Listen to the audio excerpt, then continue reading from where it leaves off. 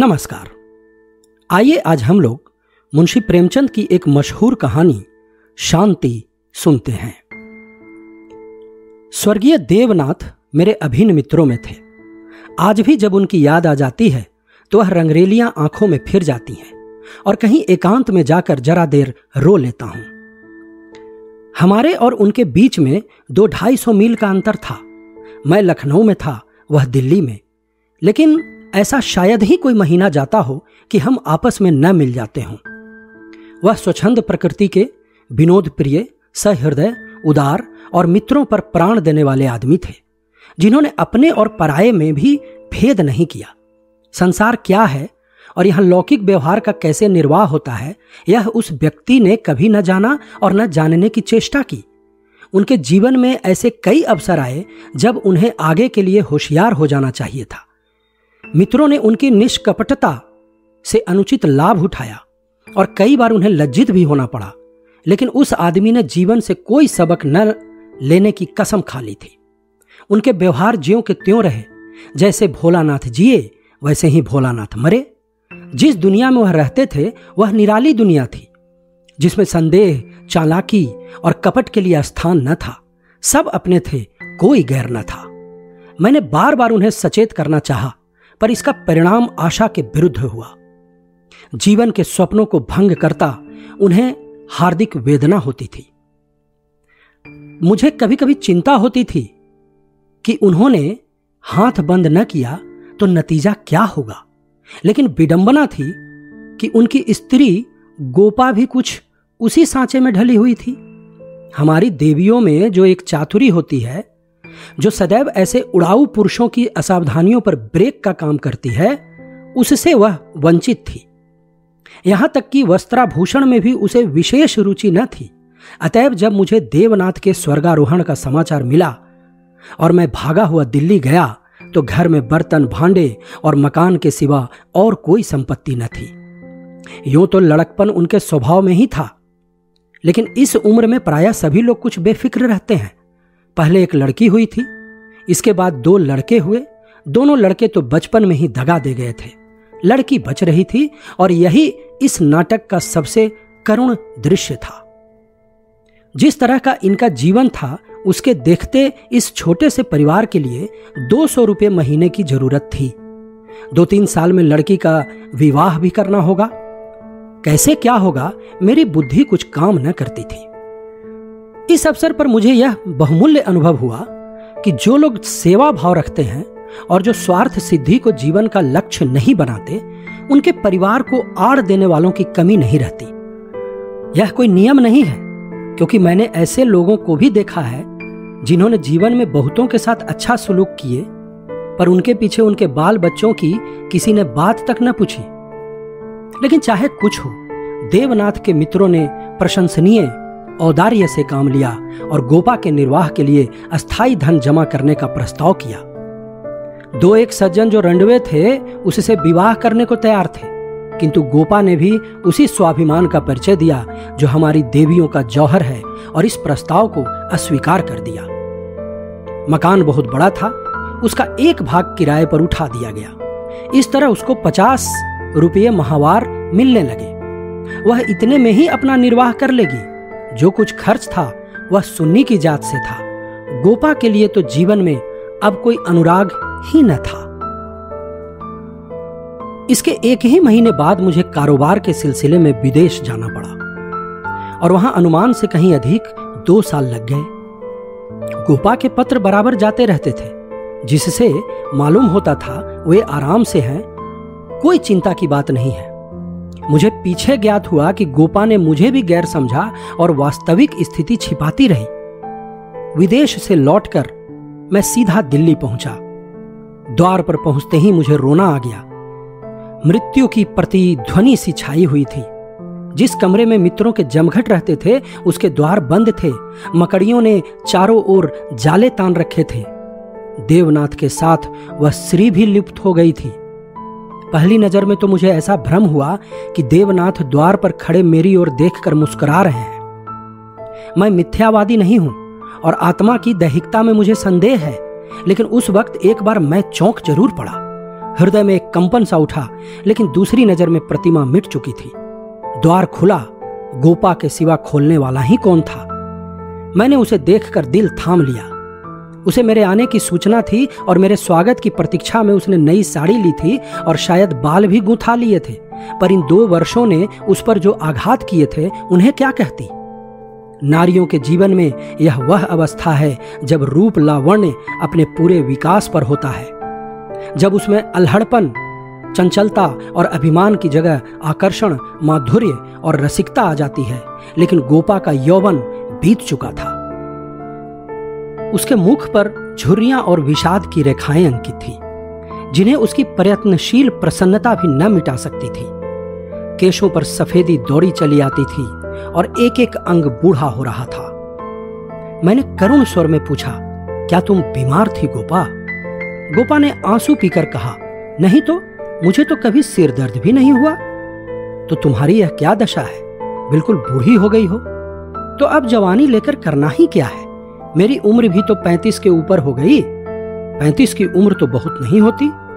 हाँ, उनके लिए जो बहुत दिन जीना चाहते हैं। मैं तो चाहती हूं जितनी जल्दी हो सके जीवन का अंत हो जाए। बस सुन्नी के ब्याह की चिंता है। इससे छुट्टी पा जाऊं, फिर मुझे जिंदगी की परवाह न रहेगी। अब मालूम हुआ कि जो सज्जन इस मकान में किराएदार हुए थे, वह थोड़े दिन के बाद तब्दील होकर चले गए और तब से कोई दूसरा किराएदार न आया। मेरे हृदय में बरछी सी चुभ गई। इतने दिन इन बेचारों का निर्वाह कैसे हुआ, यह कल्पना ही दुखद थी। मैंने विरक्त मन से कहा, लेकिन तुमने सूचना क्यों न दी? क्या मैं बिल्कुल गैर हूं? गोपा ने लज्जित होकर कहा, नहीं नहीं, यह बात नहीं है। तुम्हें गैर समझूंगी तो अपना किसे समझूंगी? मैंने समझा परदेश में तुम खुद अपने झमेले में पड़े होंगे। तुम्हें क्यों सताऊं? किसी न किसी तरह दिन कट ही गए। घर में और कुछ न था तो थोड़े से गहने तो थे ही। अब सुनीता के विवाह की चिंता है। पहले मैंने सोचा था इस मकान को निकाल दूंगी, 20-22 हजार मिल जाएंगे, विवाह भी हो जाएगा और कुछ मेरे लिए भी बच रहेगा। लेकिन बाद को मालूम हुआ कि मकान पहले ही रेहन हो चुका है और सूद मिलाकर उस पर 20 हजार हो गए हैं। महाजन ने इतनी दया ही क्या कम की कि मुझे घर से न निकाल दिया। इधर से तो अब कोई आशा नहीं है। बहुत हाथ पांव जोड़ने पर संभव है महाजन से 2-2.5 हजार मिल जाए। इतने में क्या होगा, इसी फिक्र में घुली जा रही हूं। देखो, मैं भी कितनी मतलबी हूं। न तुम्हें हाथ मुंह धोने को पानी दिया, न कुछ जलपान लाई और अपना दुखड़ा ले बैठी। अब आप कपड़े उतारिए और आराम से बैठिए। कुछ खाने को लाऊं, खा लीजिए, तब बातें हों। घर पर तो सब कुशल है? मैंने कहा, मैं तो सीधा बंबई से यहां आ रहा हूं, घर कहां गया? गोपा ने मुझे तिरस्कार भरी आंखों से देखा, पर उस तिरस्कार की आड़ में घनिष्ठ आत्मीयता बैठी झांक रही थी। मुझे ऐसा जान पड़ा उसके मुख की झुर्रियां मिट गई हैं, पीछे मुख पर हल्की सी लाली दौड़ गई। उसने कहा, इसका फल यह होगा कि तुम्हारी देवी जी तुम्हें कभी यहां न आने देंगी।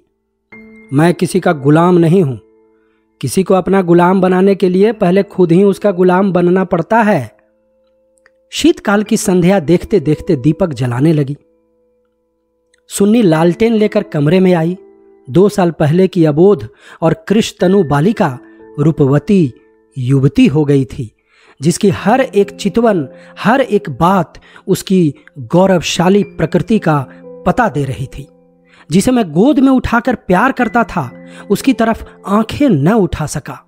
और वह जो मेरे गले से लिपटकर प्रसन्न होती थी, आज मेरे सामने खड़ी भी न हो सकी। जैसे मुझसे कोई वस्तु छिपाना चाहती है और जैसे मैं उसे उस वस्तु के छिपाने का अवसर दे रहा हूं। मैंने पूछा, अब तुम किस दर्जे में पहुंची सुन्नी? उसने सिर झुकाए हुए जवाब दिया, 10वें में हूं। घर का भी कुछ कामकाज करती हो? अम्मा करने भी नहीं देती। गोपी बोली, मैं नहीं करने देती या तू खुद किसी काम के नगीच नहीं जाती? सुन्नी मुंह फेरकर हंसती हुई चली गई। मां की दुलारी लड़की थी। जिस दिन वह गृहस्थी का काम करती उस दिन शायद गोपा रो रो कर आंखें फोड़ लेती। वह खुद लड़की को कोई काम न करने देती थी, मगर सबसे शिकायत करती थी कि वह कोई काम नहीं करती। यह शिकायत भी उसके प्यार का ही एक करिश्मा था। हमारी मर्यादा हमारे बाद भी जीवित रहती है। मैं भोजन करके लेटा तो गोपा ने फिर सुन्नी के विवाह की तैयारियों की चर्चा छेड़ दी। इसके सिवा उसके पास बात ही क्या थी। लड़के तो बहुत मिलते हैं, लेकिन कुछ हैसियत भी तो हो। लड़की को यह सोचने का अवसर क्यों मिले कि दादा होते तो शायद मेरे लिए इससे अच्छा घर वर ढूंढते। फिर गोपा ने डरते डरते लाला मदारी लाल के लड़के का जिक्र किया। मैंने चकित होकर उसकी ओर देखा। लाला मदारी लाल पहले इंजीनियर थे, अब पेंशन पाते थे, लाखों रुपये जमा कर लिए थे, पर अब तक उनके लोभ की प्यास न बुझी थी। गोपा ने घर भी वह छांटा जहां उसकी रसाई कठिन थी। मैंने आपत्ति की, मदारी लाल तो बड़ा ही दुर्जन मनुष्य है।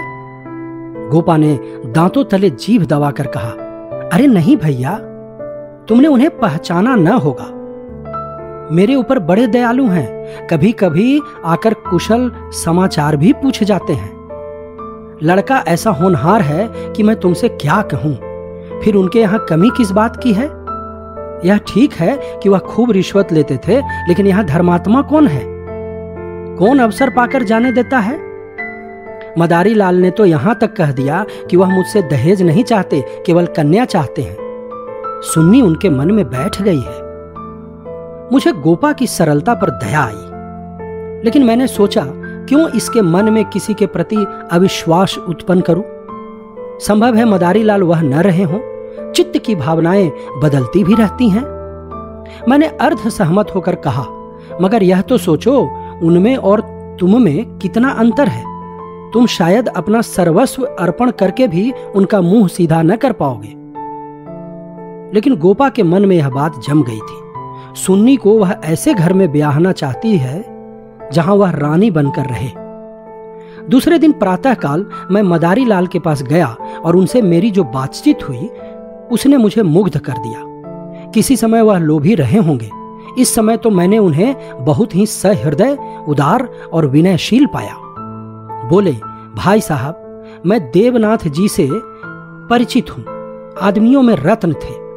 उनकी लड़की मेरे घर में आए, यह मेरा सौभाग्य है। आप उनकी मां से कह दें, मदारी लाल उनसे किसी चीज की इच्छा नहीं रखता। ईश्वर का दिया हुआ मेरे घर में सब कुछ है। मैं उन्हें जेरबार नहीं करना चाहता।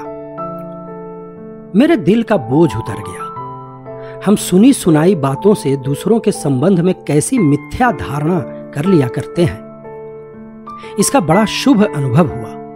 मैंने आकर गोपा को बधाई दी। यह निश्चय हुआ कि गर्मियों में विवाह कर दिया जाए। वे 4 महीने गोपा ने विवाह की तैयारियों में काटे। मैं महीने में एक बार अवश्य उससे मिल आता था, पर हर बार खिन्न होकर लौटता। गोपा ने अपनी कुल मर्यादा का न जाने कितना महान आदर्श अपने सामने रख लिया था। पगली इस भ्रम में पड़ी हुई थी कि उसका यह उत्साह नगर में अपनी यादगार छोड़ जाएगा। यह न जानती थी कि यहाँ ऐसे तमाशे रोज होते हैं और आए दिन भुला दिए जाते हैं। शायद वह संसार से यह श्रेय लेना चाहती थी कि इस गई बीती दशा में भी लेटा हुआ हाथी 9 लाख का है। पग पग पर उसे देवनाथ की याद आती। वह होते तो यह काम यो न होता, यो होता, और तब रोने बैठ जाती। मदारी लाल सज्जन है, यह सत्य है, लेकिन गोपा का अपनी कन्या के प्रति भी तो कुछ धर्म है। कौन उसके 10-5 लड़कियां बैठी हुई हैं? वह तो दिल खोलकर अरमान निकालेगी। सुन्नी के लिए उसने जितने गहने और जोड़े बनवाए थे, उन्हें देखकर मुझे आश्चर्य होता था। जब देखो कुछ न कुछ सी रही है। कभी सुनारों की दुकान पर बैठी हुई है, कभी मेहमानों के आदर सत्कार का आयोजन कर रही है। मोहल्ले में ऐसा बिरला ही कोई संपन्न मनुष्य होगा जिससे उसने कर्ज न लिया हो। वह इसे कर्ज समझती थी, देने वाले दान समझ कर देते थे। सारा मोहल्ला उसका सहायक था। सुन्नी अब मोहल्ले की लड़की थी। गोपा की इज्जत सबकी इज्जत है। और गोपा के लिए तो नींद और आराम हराम था। दर्द से सिर फटा जा रहा है, आधी रात हो गई है, मगर वह बैठी कुछ न कुछ सी रही है या इस कोठी का ध्यान उस कोठी कर रही है। कितनी वात्सल्य से भरी आकांक्षा थी कि जो देखने वालों में श्रद्धा उत्पन्न कर देती थी। अकेली औरत, और वह भी आधी जान की, क्या क्या करे। जो काम दूसरों पर छोड़ देती है उसी में कुछ न कुछ कसर रह जाती है, पर उसकी हिम्मत है कि किसी तरह हार नहीं मानती। पिछली बार उसकी दशा देखकर मुझसे रहा न गया। बोला, गोपा देवी, अगर मरना ही चाहती हो तो विवाह हो जाने के बाद मरो। मुझे भय है कि तुम उसके पहले ही न चल दो। गोपा का मुरझाया हुआ मुख प्रमुदित हो उठा। बोली, इसकी चिंता न करो भैया, विधवा की आयु बहुत लंबी होती है। तुमने सुना नहीं, राण मरे न खंडहर ढहे। लेकिन मेरी यही कामना है कि सुन्नी का ठिकाना लगाकर मैं भी चल दूं। अब और जीकर क्या करूंगी, सोचो। क्या करूं? अगर किसी तरह का विघ्न पड़ गया तो किसकी बदनामी होगी? इन 4 महीनों में मुश्किल से घंटा भर सोती होंगी। नींद नहीं आती, पर मेरा चित्त प्रसन्न है। मैं मरूं या जीऊं, मुझे यह संतोष तो होगा कि सुन्नी के लिए उसका बाप जो कर सकता था वह मैंने कर दिया। मदारी लाल ने अपनी सज्जनता दिखाई तो मुझे भी अपनी नाक रखनी है। एक देवी ने आकर कहा, बहन जरा चलकर देख लो चाशनी ठीक हो गई है या नहीं। गोपा उसके साथ चाशनी की परीक्षा करने गई और एक क्षण के बाद आकर बोली, जी चाहता है सिर पीट लूं। तुमसे जरा बात करने लगी, उधर चाशनी इतनी कड़ी हो गई कि लड्डू दांतों से लड़ेंगे। किसी से क्या कहूं? मैंने चिढ़कर कहा, तुम व्यर्थ का झंझट कर रही हो। क्यों नहीं किसी हलवाई को बुलाकर मिठाइयों का ठेका दे देती? फिर तुम्हारे यहां मेहमान ही कितने आवेंगे जिनके लिए यह तुम्हार बांध रही हो। 10-5 की मिठाई उनके लिए बहुत होगी। गोपा ने व्यथित नेत्रों से मेरी ओर देखा। मेरी यह आलोचना उसे बुरी लगी। इन दिनों उसे बात बात पर क्रोध आ जाता था। बोली, भैया तुम यह बातें न समझोगे। तुम्हें न मां बनने का अवसर मिला न पत्नी बनने का। सुन्नी के पिता का कितना नाम था, कितने आदमी उनके दम से जीते थे, क्या यह तुम नहीं जानते? वह पगड़ी मेरे ही सिर तो बंधी है। तुम्हें विश्वास ना आएगा, नास्तिक जो ठहरे, पर मैं तो उन्हें सदैव अपने अंदर बैठा हुआ पाती हूं। जो कुछ कर रहे हैं वह कर रहे हैं। मैं मंद बुद्धि स्त्री भला अकेली क्या कर लेती? वही मेरे सहायक हैं, वही मेरे प्रकाश हैं। यह समझ लो कि यह देह मेरी है, पर इसके अंदर जो आत्मा है वह उनकी है। जो कुछ हो रहा है उनके पुण्य आदेश से हो रहा है। तुम उनके मित्र हो, तुमने अपने सैकड़ों रुपये खर्च किए और इतना हैरान हो रहे हो। मैं तो उनकी सहगामिनी हूं, लोक में भी परलोक में भी। मैं अपना सा मुंह लेकर रह गया। जून में विवाह हो गया। गोपा ने बहुत कुछ दिया और अपनी हैसियत से बहुत ज्यादा दिया, लेकिन फिर भी उसे संतोष न था। आज सुन्नी के पिता होते तो जाने क्या करते। बराबर रोती रही। जाड़ों में फिर दिल्ली गया। मैंने समझा था अब गोपा सुखी होगी। लड़की का घर और वर दोनों आदर्श है। गोपा को इसके सिवा और क्या चाहिए? लेकिन सुख उसके भाग्य में ही न था। मैं अभी कपड़े भी न उतारने पाया था कि उसने अपना दुखड़ा शुरू कर दिया। भैया घर द्वार सब अच्छा है, सास ससुर भी अच्छे हैं, लेकिन जमाई निकम्मा निकला। सुन्नी बेचारी रो रो कर दिन काट रही है। तुम उसे देखो तो पहचान न सको। उसकी परछाई मात्र रह गई है। अभी कई दिन हुए आई हुई थी। उसकी दशा देखकर छाती फटती थी, जैसे जीवन में अपने पथ खो बैठी हो। न तन बदन की सुध है न कपड़े लत्ते की। मेरी सुन्नी की दुर्गति होगी यह तो स्वप्न में भी न सोचा था। बिल्कुल गुमसुम हो गई है। कितना पूछा, बेटी तुमसे वह क्यों नहीं बोलता, किस बात पर नाराज है, लेकिन कुछ जवाब नहीं देती। बस आंखों से आंसू बहते रहते हैं। मेरी सुन्नी कुएं में गिर गई। मैंने कहा, तुमने उनके घर वालों से पता नहीं लगाया? लगाया क्यों नहीं भैया, सब हाल मालूम हो गया। लौंडा चाहता है मैं चाहे जिस राह जाऊं सुन्नी मेरी पूजा करती रहे। सुन्नी भला इसे क्यों सहने लगी? उसे तो तुम जानते हो कितनी अभिमानी है। वह उन स्त्रियों में नहीं है जो पति को देवता समझती है और उसका दुर्व्यवहार सहती रहती है। उसने सदैव दुलार और प्यार पाया है। बाप भी उस पर जान देता था। मैं भी आंख की पुतली समझती थी। पति मिला छैला जो आधी आधी रात तक मारा मारा फिरता है। दोनों में क्या बात हुई यह कौन जान सकता है, लेकिन दोनों में कोई गांठ पड़ गई है। न वह सुन्नी की परवाह करता है, न सुन्नी उसकी परवाह करती है, मगर वह तो अपने रंग में मस्त है। सुन्नी प्राण दिए देती है। उसके लिए सुन्नी की जगह मुन्नी है, सुन्नी के लिए उसकी उपेक्षा है और रुदन है। मैंने कहा, लेकिन तुमने सुन्नी को समझाया नहीं। उस लौंडे का क्या बिगड़ेगा, इसकी तो जिंदगी खराब हो जाएगी। गोपा की आंखों में आंसू भर आए। बोली, भैया किस दिल से समझाऊं? सुन्नी को देखकर तो मेरी छाती फटने लगती है। बस यही जी चाहता है कि इसे अपने कलेजे में रख लूं, कि इसे कोई कड़ी आंखों से देख भी ना सके। सुन्नी फूहड़ होती, कटु भाषणी होती, आराम तलब होती तो समझती भी। यहां क्या समझाऊं कि तेरा पति गली गली मुंह काला करता फिरे, फिर भी तू उसकी पूजा किया कर। मैं तो खुद यह अपमान न सह सकती। स्त्री पुरुष में विवाह की पहली शर्त यह है कि दोनों 16 आने एक दूसरे के हो जाएं। ऐसे पुरुष तो कम हैं जो स्त्री को जौ भर विचलित होते देखकर शांत रह सकें, पर ऐसी स्त्रियां बहुत हैं जो पति को स्वच्छंद समझती है। सुन्नी उन स्त्रियों में नहीं है। वह अगर आत्मसमर्पण करती है तो आत्मसमर्पण चाहती भी है, और यदि पति में यह बात न हुई तो वह उससे कोई संपर्क न रखेगी, चाहे उसका सारा जीवन रोते कट जाए। यह कहकर गोपा भीतर गई और एक सिंगारदान लाकर उसके अंदर के आभूषण दिखाती हुई बोली, सुन्नी इसे अब की यहीं छोड़ गई, इसीलिए आई ही थी। ये वे गहने हैं जो मैंने न जाने कितने कष्ट सहकर बनवाए थे। उनके पीछे महीनों मारी मारी फिरी थी। यूं कहो कि भीख मांग कर जमा किए थे। सुन्नी अब इनकी ओर आंख उठाकर भी नहीं देखती। पहने तो किसके लिए, सिंगार करे तो किस पर? 5 संदूक कपड़ों के दिए थे। कपड़े सीते सीते मेरी आंखें फूट गई थीं। यह सब कपड़े उठाती लाई। इन चीजों से जैसे उसे घृणा हो गई है।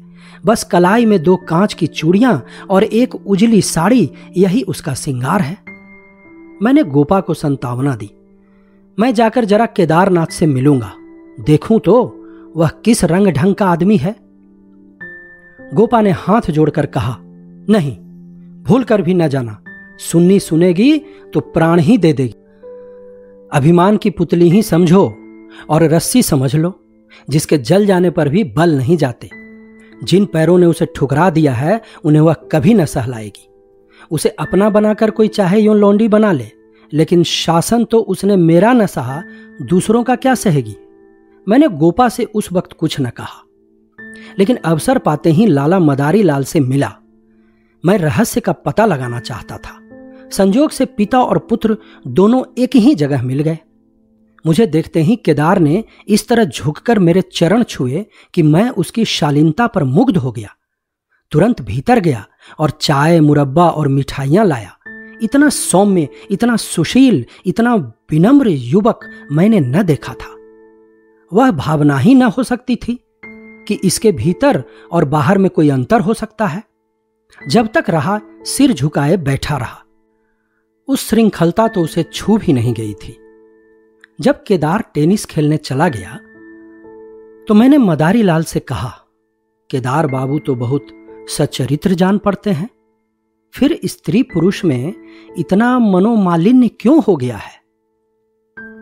मदारी लाल ने एक क्षण विचार करके कहा, इसका कारण इसके सिवा और क्या बताऊं कि दोनों अपने मां बाप के लाडले हैं और प्यार लड़कों को अपने मन का बना देता है। मेरा सारा जीवन संघर्ष में कटा, अब जाकर जरा शांति मिली है। भोग विलास का कभी अवसर ही न मिला। दिन भर परिश्रम करता था, संध्या को पढ़कर सो रहता था। स्वास्थ्य भी अच्छा न था, इसलिए बार बार यह चिंता सवार रहती थी कि कुछ संचय कर लूं, ऐसा न हो कि मेरे पीछे बाल बच्चे भीख मांगते फिरें। नतीजा यह हुआ कि इन महाशय को मुफ्त का धन मिला, सनक सवार हो गई, शराब उड़ने लगी, फिर ड्रामा खेलने का शौक हुआ। धन की कमी थी ही नहीं, उस पर माँ बाप के अकेले बेटे, इसकी प्रसन्नता ही हमारे जीवन का स्वर्ग थी। पढ़ना लिखना तो दूर रहा, विलास की इच्छा बढ़ती गई, रंग और गहरा हुआ, अपने जीवन का ड्रामा खेलने लगे। मैंने यह रंग देखा तो मुझे चिंता हुई। सोचा ब्याह कर दूं, ठीक हो जाएगा। गोपा देवी का पैगाम आया तो मैंने तुरंत स्वीकार कर लिया। मैं सुन्नी को देख चुका था। सोचा ऐसी रूपवती स्त्री पाकर इसका मन स्थिर हो जाएगा, पर वह भी लाडली लड़की थी, हठीली, अबोध, आदर्शवादिनी। सहिष्णुता तो उसने सीखी ही न थी। समझौते का जीवन में क्या मूल्य है इसकी उसे खबर ही नहीं। लोहा लोहे से लड़ गया। वह अभिमान से इसे पराजित करना चाहती थी, यह उपेक्षा से। यही रहस्य है। और साहब, मैं तो बहू को ही अधिक दोषी समझता हूं। लड़के तो प्रायः मनचले होते ही हैं, लड़कियां स्वभाव से ही सुशीला होती हैं और अपनी जिम्मेदारी समझती हैं। इनकी सेवा, त्याग और प्रेम ही इनका अस्त्र है जिससे वे पुरुष पर विजय पाती हैं। उसमें ये पूर्ण ही नहीं। डोंगा कैसे पार होगा ईश्वर ही जाने। सहसा सुन्नी अंदर से आ गई, बिल्कुल अपने चित्र की रेखा से, मानो मनोहर संगीत की प्रतिध्वनि हो। कुंदन तपकर भस्म हो गया था।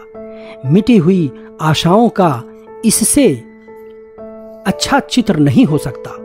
उल्हाना देती हुई बोली, आप न जाने कब से बैठे हुए हैं, मुझे खबर तक नहीं, और शायद आप बाहर चले ही जाते। मैंने आंसुओं के वेग को रोकते हुए कहा, नहीं सुन्नी, यह कैसे हो सकता था।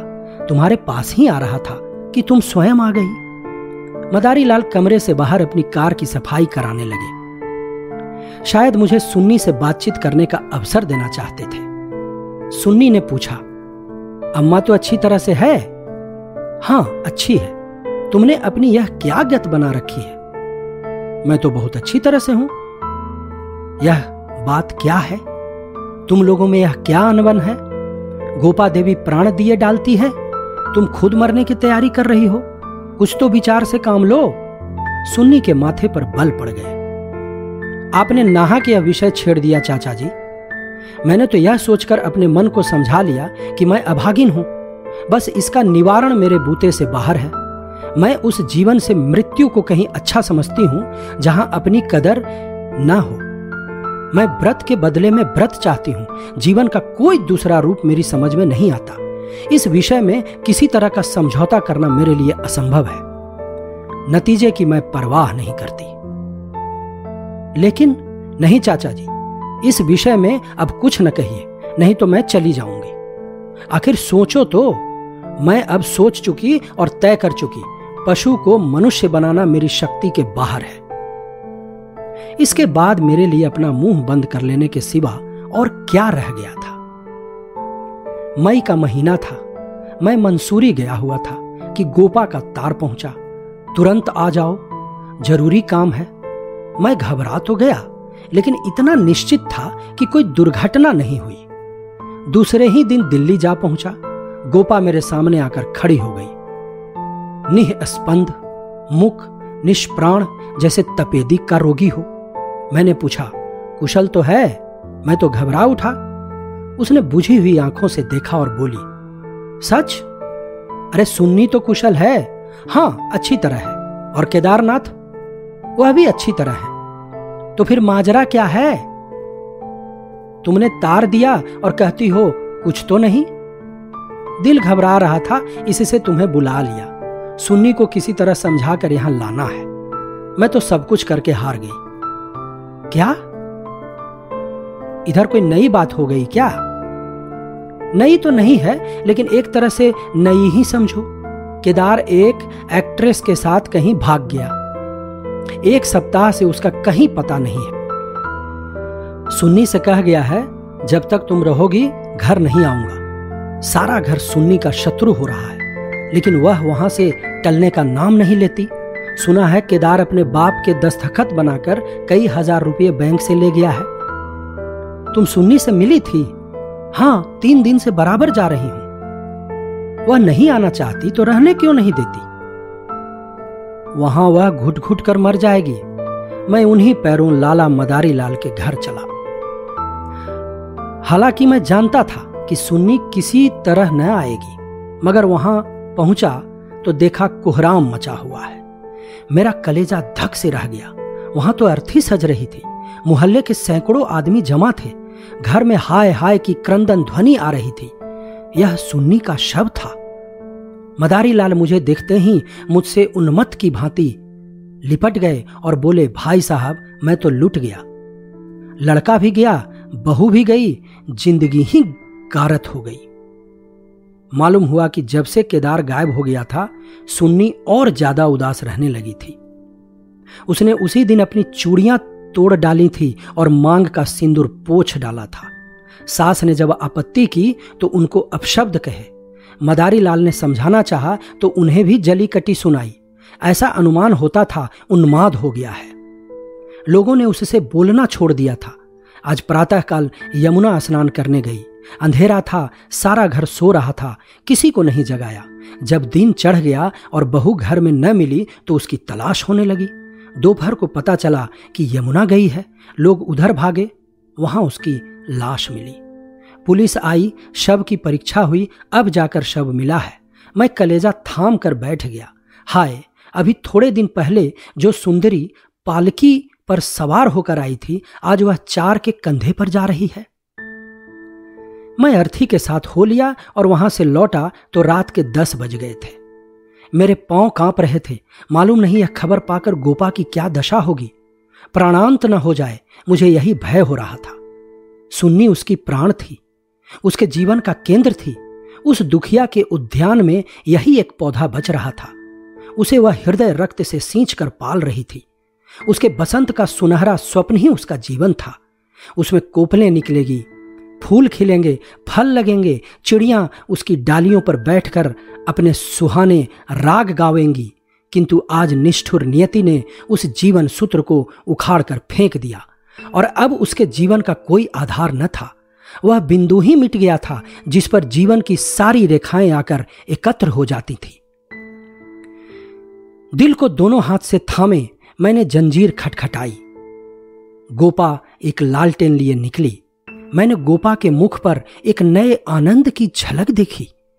मेरी शोक मुद्रा देखकर उसने मातृत्ववत प्रेम से मेरा हाथ पकड़ लिया और बोली, आज तो तुम्हें सारे दिन रोते ही कटा। अर्थी के साथ बहुत से आदमी रहे होंगे। मेरे जी में भी आया कि चलकर सुन्नी का अंतिम दर्शन कर लूं, लेकिन मैंने सोचा आज सुन्नी ही न रही तो उसकी लाश में क्या रखा है। न गई। मैं विस्मय से गोपा का मुंह देखने लगा तो इसे यह शोक समाचार मिल चुका है, फिर भी यह शांति और यह अविचल धैर्य। बोला, अच्छा किया न गई, रोना ही तो था। हां और क्या, रोती यहां भी, लेकिन तुमसे सच कहती हूं, दिल से नहीं रोई। न जाने कैसे आंसू निकल आए। मुझे तो सुन्नी की मौत से प्रसन्नता हुई। दुखिया अपनी मान मर्यादा लिए संसार से विदा हो गई, नहीं तो न जाने क्या क्या देखना पड़ता। इसीलिए और भी प्रसन्न हूं कि उसने अपनी आन निभा दी। स्त्री को जीवन में प्यार न मिले तो उसका अंत हो जाना ही अच्छा। तुमने सुन्नी की मुद्रा देखी थी? लोग कहते हैं ऐसा जान पड़ता था मुस्कुरा रही है। मेरी सुन्नी सचमुच देवी थी। भैया, आदमी इसीलिए थोड़े ही जीना चाहता है कि रोता रहे। जब मालूम हुआ कि जीवन में दुख के सिवा और कुछ नहीं है तो आदमी जीकर क्या करे? किस लिए जिए? खाने और सोने और मर जाने के लिए? यह मैं नहीं कहती कि मुझे सुन्नी की याद न आएगी और मैं उसे याद करके रोऊंगी नहीं, लेकिन यह शोक के आंसू न होंगे, हर्ष के आंसू होंगे। बहादुर बेटे की मां उसकी वीर गति पर प्रसन्न होती है। सुन्नी की मौत में क्या कुछ कम गौरव है? और चाहे सारा संसार उसकी निंदा करे, उसकी माता उसकी सराहना ही करेगी। उसकी आत्मा से यह आनंद भी छीन लूं, लेकिन अब रात ज्यादा हो गई है, ऊपर जाकर तुम सो जाओ। मैंने तुम्हारी चारपाई बिछा दी है, मगर देखो अकेले पड़े पड़े रोना नहीं। सुन्नी ने वही किया जो उसे करना चाहिए था। उसके पिता होते तो आज सुन्नी की प्रतिमा बनाकर पूजते। मैं ऊपर जाकर लेटा तो मेरे दिल का बोझ बहुत हल्का हो गया था। किंतु रह रहकर यह संदेह हो जाता था कि गोपा की यह शांति उसकी अपार व्यथा का ही रूप तो नहीं है।